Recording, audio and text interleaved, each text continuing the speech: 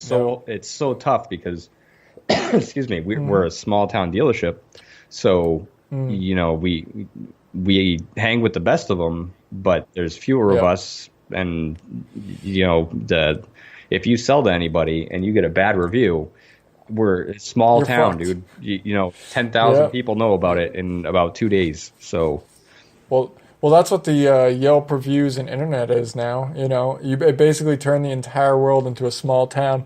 I mean, if you opened up a business now and you weren't on Google, Facebook, Instagram, whatever the fuck it is, all the social media stuff, if you're not on that, your business is basically just slowly sinking. But then if you get a bad review and all it takes is a few, you just totally it shipwrecks you in a way because it is like a small town. You get if you were a car salesman, you're online, and let's say you like I said, you're one of those shady people that bullshits you and is like, yeah, no, this car was great, even though you know that it got dragged out of a pond a year earlier and it might or might this not baby run. will get you 500,000 Yeah, miles out of it.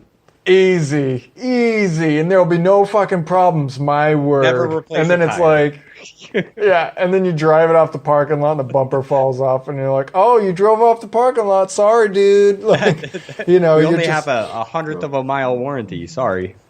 yeah, yeah. And we got literally a 5-minute Yes. warranty and it's going to take you 4.5 minutes to write out all the rest of this paperwork. And then more than that, we're going to park it on the other side of the parking lot. So you're well beyond that warranty at this point.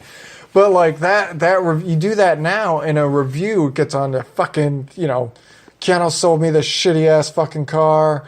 It broke almost immediately. Don't ever buy from this guy. Somebody goes in and they're like, oh, well, what's your name? Oh, it's Keanu. And then they're like, well, just give me 1 second.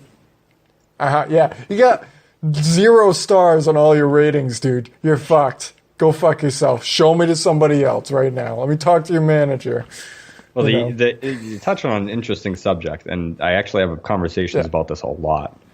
Yeah. So the big thing about internet, and we actually have one of the top ratings in the U.S. So there's that. If anybody's doubting that. So my view on the thing is it's fucking terrible. So Yeah. the if you 9 out of 10 times if you ask somebody for a good survey, maybe Yeah. you'll get it. I would Yep. say out of the customers that I talk to, because I coach them in filling out a survey, because it is extremely important for me, and the dealership loses Right. tens of thousands of dollars if we don't get surveys filled out. Tens of Right. thousands of dollars if surveys aren't filled out. Yep. So Yeah. for me, it's super friggin' important because that's part of my job. But any other product, say if you're selling something that you aren't face to face with personally, so it could be a restaurant. A restaurant, they're not Yeah. going and asking all the time. They may ask for a survey. How many times at Dunkin' Donuts have they offered you a free donut and have you filled the survey out? Most people don't. And but you fuck up once, and how many surveys are you going to get? Yeah. You Oh, fuck yeah. up, and someone's going to write that survey. So a lot of times what you see Yeah. online is the people that have had a reason to write a survey. So they've had a really bad experience, or they've had a Yep. really good experience, or they could just be someone who believes really strongly in surveys. They've got a background in either, something that required surveys to be filled out. Like me, I require yeah. them for my job, and I'm just as guilty as the next guy. I'm not filling out that Dunkin' Donuts survey. It's so it's all a matter of how people are coached, and if it's a really good company that really cares about their surveys and they care about that online stuff, they're gonna be asking for those surveys. So the quantity of surveys that are on there is even a better thing to take into account, because if you see you see 5 bad surveys and no one else is filling out surveys, then they've been in business for 3 years or 5 years Yep. or 10 years. That's really what to look for. There's a ratio. There's a good ratio to it where you can tell on those sites whether someone's really been asking for them.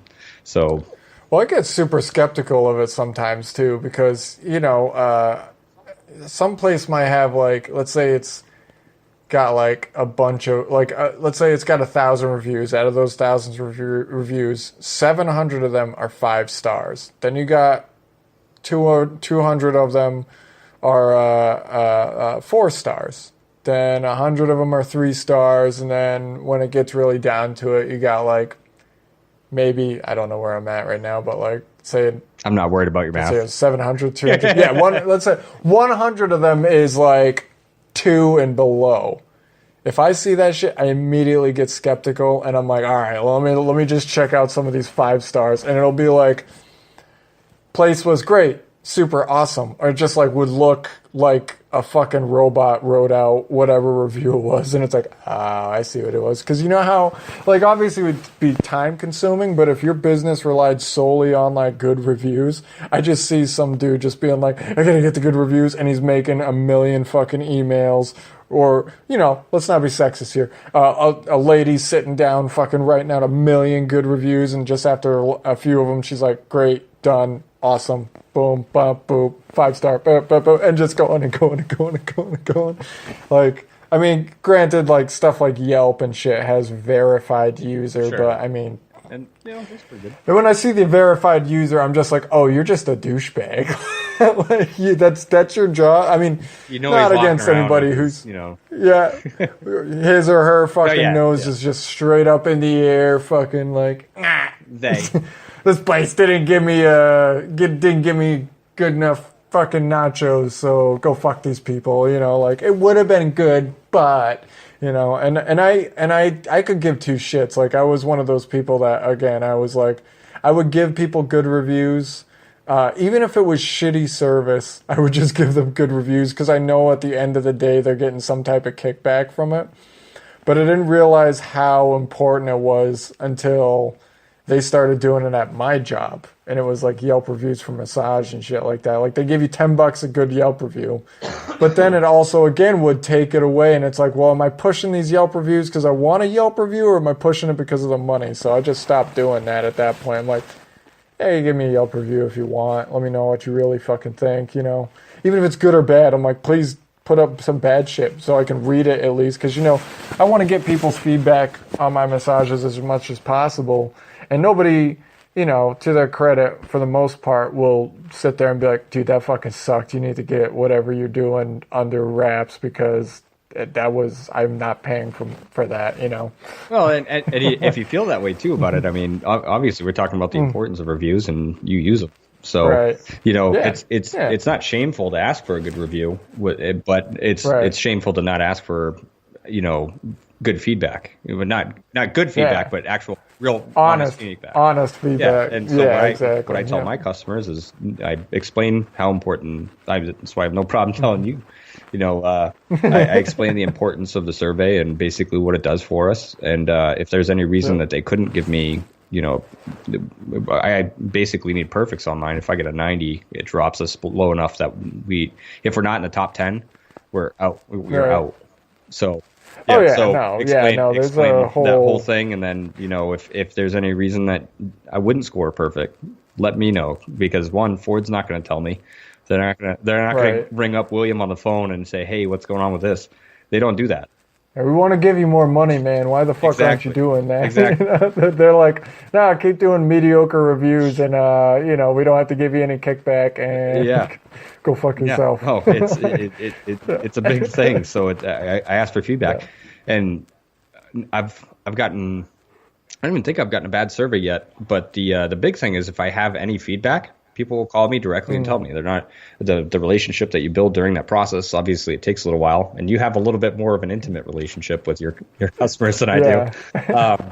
You know, it's something that there's a power dynamic. There's definitely a power dynamic. But, so they feel comfortable enough to tell me if there's anything they would do differently, and you know what, I'll send them a thank you card, and you know, I'll show them that I've improved on whatever it is or whatever it may be, and oftentimes that makes people really happy. You know how I call people on their bullshit, like, or at least I should say how I like to do things when I go into a place if I'm gonna buy a car and stuff. And obviously, they could just bullshit me about that, but I'd be like, so what kind of car do you drive? And then if they like, let's say, like when I was in the Toyota dealership getting my Prius, I was like, what kind of car you drive? Because you're not driving Toyota, like. Tell me why. Like, why aren't you driving a Toyota car right now? And 9 times out of 10, they're like, yeah, I'm driving a Toyota. But there's every now and then I'll get the one person be like, I don't know, I got a Subaru. Why? I don't know. I just like the way it runs. I'm like, motherfucker, you know it's because your car is shit, right? Like, you know you didn't take that extra discount you get from fucking Toyota to give you, and that's why you got a Subaru. Let's be real about that. And if they go, yeah, you're right. I'm like, all right, now we can talk business. Why don't you tell me what the best Toyota is? Yeah. You know, like well, that type of shit. It's funny because it's like almost an unwritten rule. You drive what you sell, because if you don't believe in your product, you're not going to sell it. And nobody wants to see a salesman driving something else. And you'll never not get a job because of it. We've had plenty of people that have driven other stuff.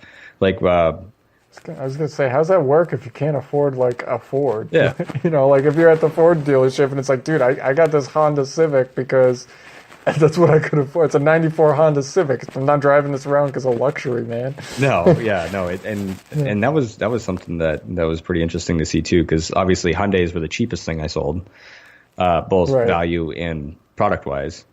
And I sold kind of at the height of their transition when they're, fastest growing car company in the world and yada, yada, yada. So it was a good time to sell for them because everybody wanted a $250 payment, and you can get a $250 payment on a new car. And that's like the magic number. Anytime somebody walks on the lot, what do you want for a payment? $250. Well, we're looking at a Focus or a Yaris or something like that.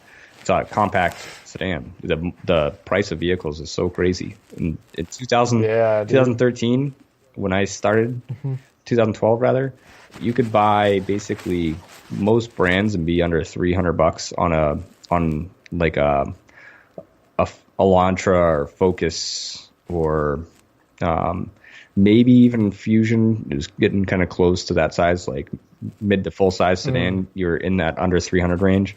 Now that is getting so tough unless you are leasing.